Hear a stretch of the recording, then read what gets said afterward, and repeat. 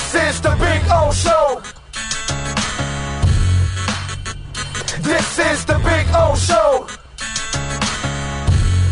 And you know what? There's a little extra spice for South Florida fans all over the world because usually if you're in Chicago, you're a homer, you're taking Bears players. If you're in New York, you're taking some Jets and some Giants players, even though you really shouldn't, but you're doing it anyways. Here in South Florida, Dolphin fans all over the world, well, they're going with Tyreek. They're going with Waddle, baby, right? Waddle, Hill, what a thrill. Yeah, I love it. Tua, Waddle, Hill, what a thrill. So now let's ask Mr. Pianowski. Good afternoon, sir.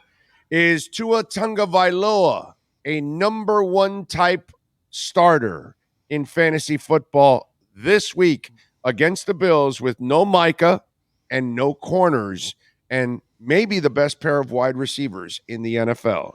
Good afternoon. Well, like week 2, when Miami gets started a little bit late, I apologize for getting started a little bit late today. We had some technical difficulties. We'll make it up to you.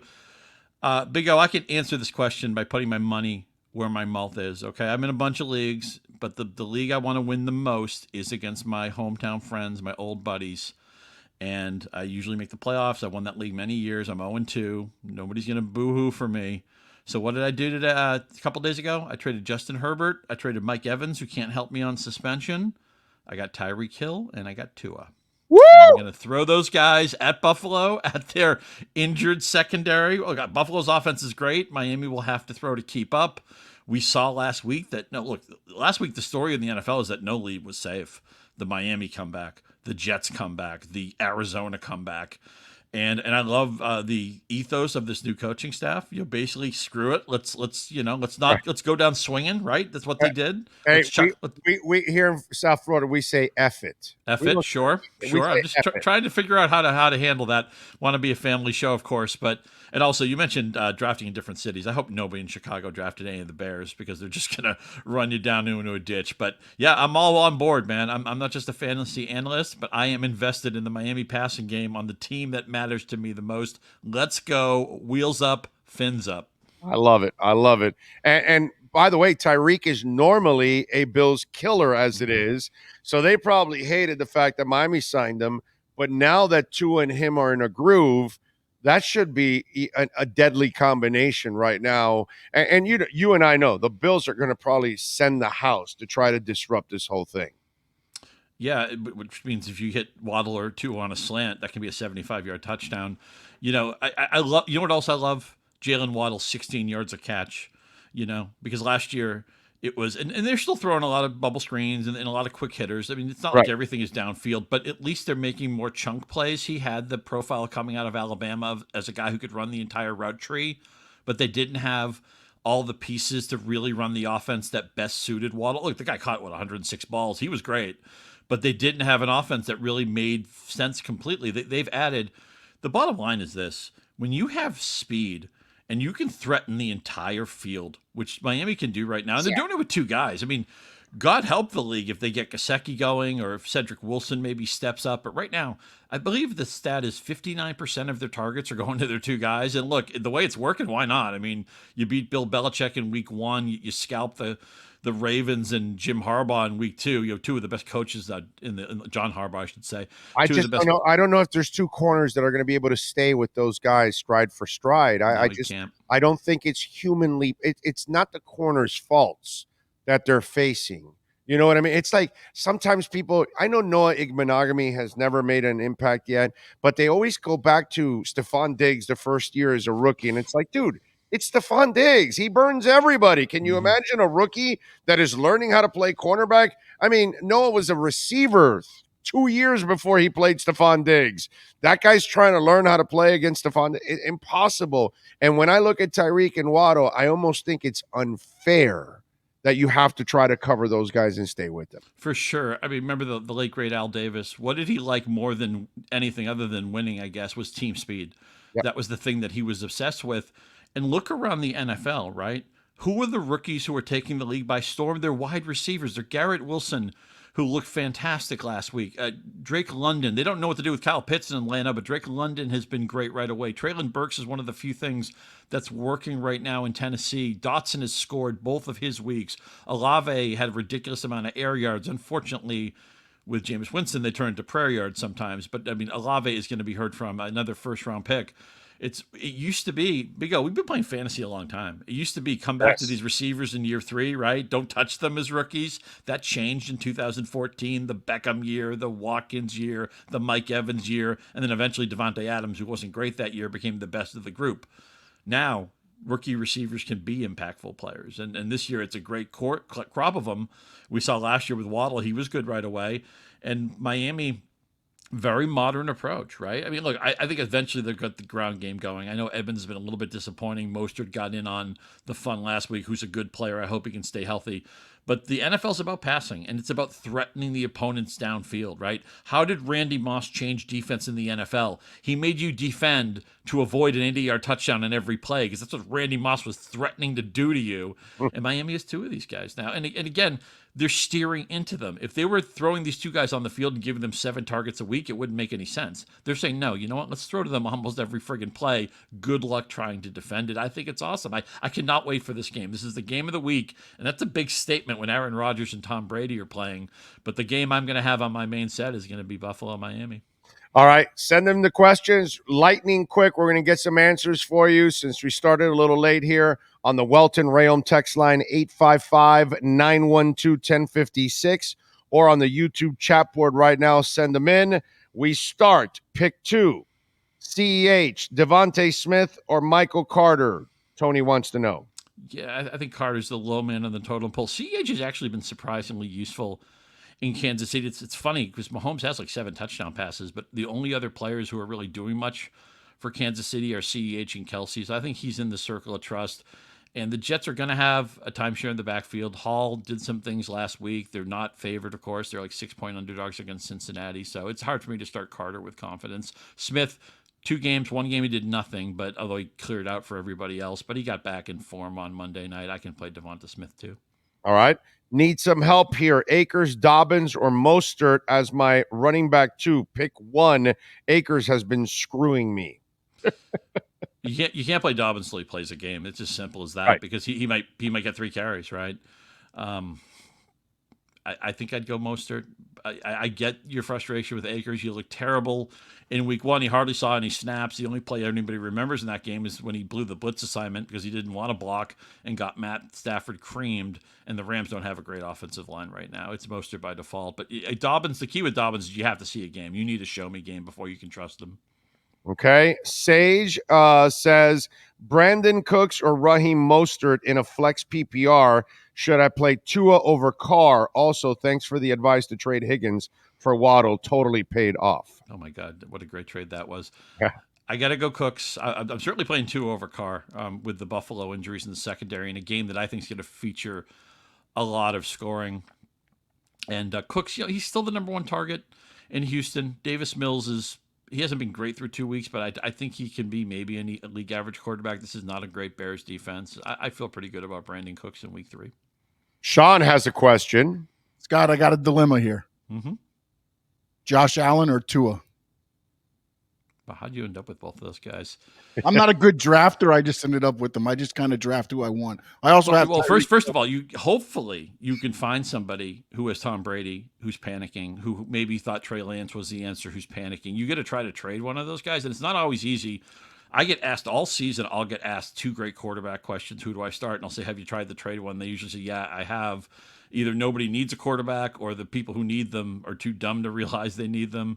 I would try to trade one of them, and I'd be fine to trade either one of them and get an upgrade elsewhere. Because Allen has such a magnetic rushing element, I have to play Allen first. Okay, there you go. Let's see. Question: should I start Hilliard over Cam Akers? There, I would go Akers. Not with any level of confidence. I assume people like Jeff Wilson aren't available to you, long gone. But it's ugly. I can't play Hilliard yet, man. I mean, he's just not a starter, and it's an offense I don't trust. Okay, if you want to get in, 855-912-1056 on the Welt and Rayom text line. Big O need two in a PPR flex. Matt Ryan, Jeff Wilson, J.K. Dobbins, Jarvis Landry, Tony Pollard, Miko Hardiman. G from Pennsylvania wants to know. Yeah, it's the first two guys. And Hardman, I'm not sure Hardman is rosterable. I know Ryan looked horrible last week, really both weeks, but I think Pittman's back this week. And in a super flex, a quarterback is just such an important player to score points. So you have to give him another week.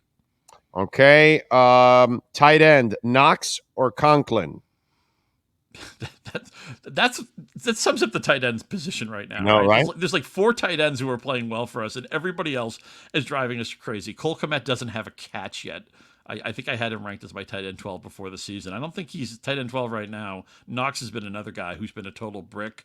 Conklin's getting a lot of routes. The Jets have been just chucking the ball all over the place. Flacco threw 59 passes in the first game, and obviously he threw it all over the yard last week. But I gotta give Knox one more week. I can't give up on him yet. I can't go down to Ty Conklin on Knox yet. I get why you're asking, and if you had maybe Tyler Higbee, I could do it, but I can't do it for Conklin. All right.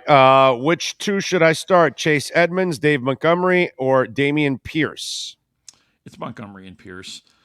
Showing, I'm not going to be a hometown bias guy if I don't think it's merited. Pierce got back in the circle of trust last week. I know the Bears' offense is ugly, but the market share is all Montgomery. Herbert looks good, but they're going to give like 19 touches to Montgomery and like 6 to Herbert, and that's the currency. I know they're going in the same game, but there's going to be a lot of running. Neither team wants their quarterback to throw 35 passes. I'm not sure the Bears want to throw 25 passes. With Mike Evans out, wide receiver number 2, Allen Robinson, Ayuk, Devontae Smith, or Judy if healthy? Really good depth. Robinson got off the restricted list last week. It's a really narrow passing tree with the Rams, and we've talked about how we don't trust Akers. They need to throw the ball. I think they'll throw it 40 times this week. Robinson should soak up 8 to 10 targets. That's a good receiver room. You've drafted well. You've assembled good depth, but Robinson's your play. Hockerson or Gesicki? I give Hawkinson one more week. I would love to see Gesicki have a role in this offense. We all know he's a move tight end. He's not really a blocker. They want a mover at that position, somebody who can actually move bodies. But at least Gesicki had the 4 catches and the touchdown last week. Hawkinson, again, the tight end position has been extremely frustrating, but Detroit is putting up points. I think there's going to be a lot of points in their week 3 game against Minnesota. I give Hawkinson one more week. Let's see. What do we got here? Juice F5 send in a super chat question. Which should I trade? Judy, Eckler, Mooney, or Elijah Moore?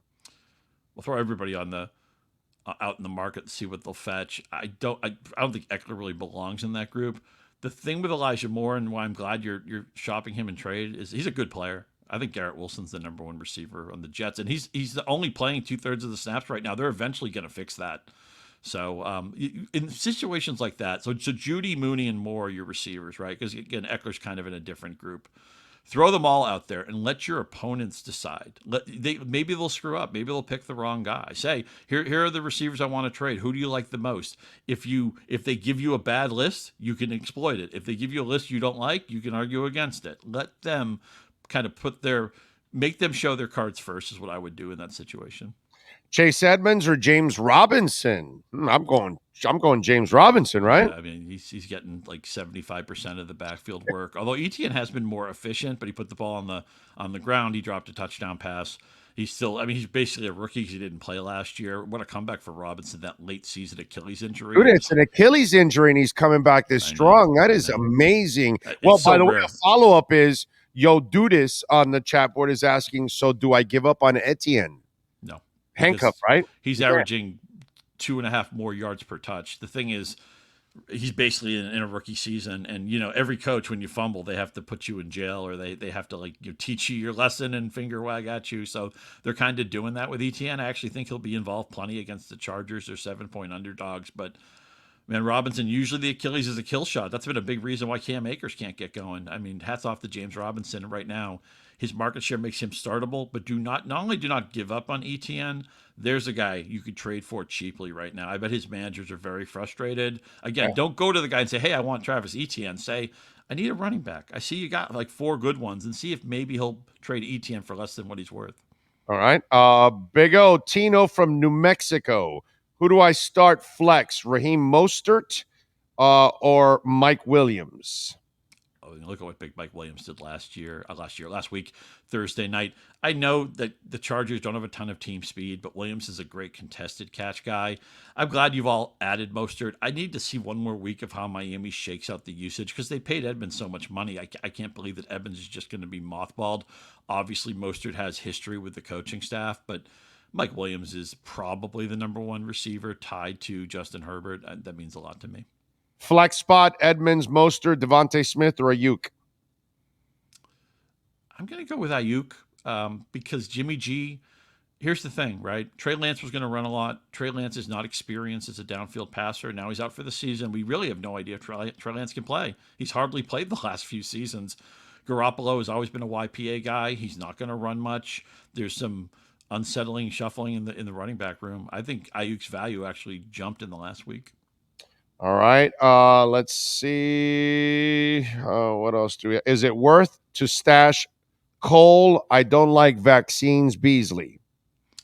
I ignored him on all my waiver lists, even in teams that needed receiver help. I think he's at an age where it's just hard to get it back. He's always been a player who needed that burst and explosion, and now that at the age that he's in and how ineffective he was last year, he had no training camp. My expectations are extremely low. Singletary, Thielen, or Curtis Samuel in the flex? I don't know why Buffalo doesn't want to run the ball. I think they had 21 straight passes at one point last week. Samuel is getting schemed up. I mean, used to be you said Samuel on the show. We knew you were talking about Deebo Samuel, but Curtis Samuel's off the restricted list. They're running the ball to him, throwing him short, throwing him medium. He's the most targeted player on an offense that includes Terry McLaurin. That's killing my McLaurin shares, and I still like McLaurin, but right now, Samuel's the featured player on that offense. I know Carson Wentz is frustrating to watch on a snap-to-snap basis. He'll throw a couple of awful passes, but, I mean, that team's putting up points. They're going to have to chase the game against Philadelphia. I think Curtis Samuel is maybe a receiver, too, this week. All right. Tell them a little bit about Yahoo Sports and what you guys do on Sunday to get folks ready and what you're doing for the next couple of days. Sure. I put my sleepers out on, first of all, Wednesday I did a redraft. What I would do if a draft started today, the first two rounds, Tyreek Hill and Jalen Waddle were both featured heavily and high on that list. Thursday, I put my sleepers out. Today, after I finish this show, I'll do my NFL picks. We're 6-4 against the spread. Hey, you can go 60%. You never have to work a day in your life. Sunday is Fantasy Football Live. It's the final hour before kickoff. We talk injuries. We'll give you all the intel on the weekend you need to know, who to start, who to sit, who to play in DFS, who to bet on, all that stuff. Yahoo Fantasy. Andy Behrens, who's on the show on Monday, is part of the show. I'm part of the show. Matt Harmon, all your favorite Yahoo people. So come hang with us.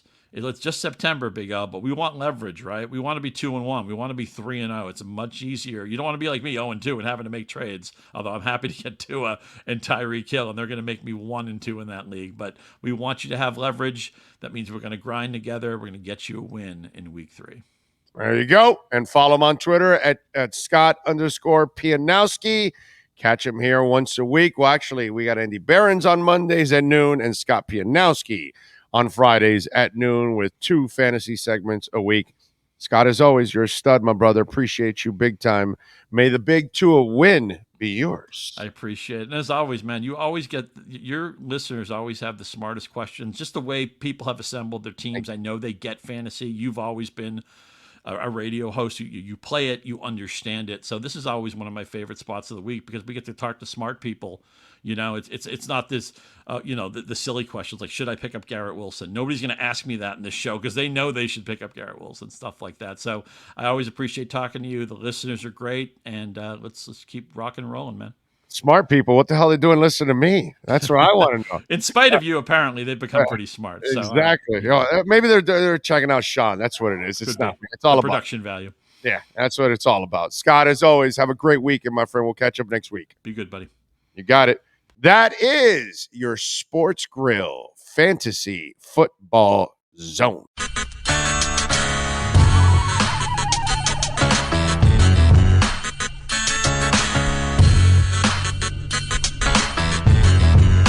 This is the big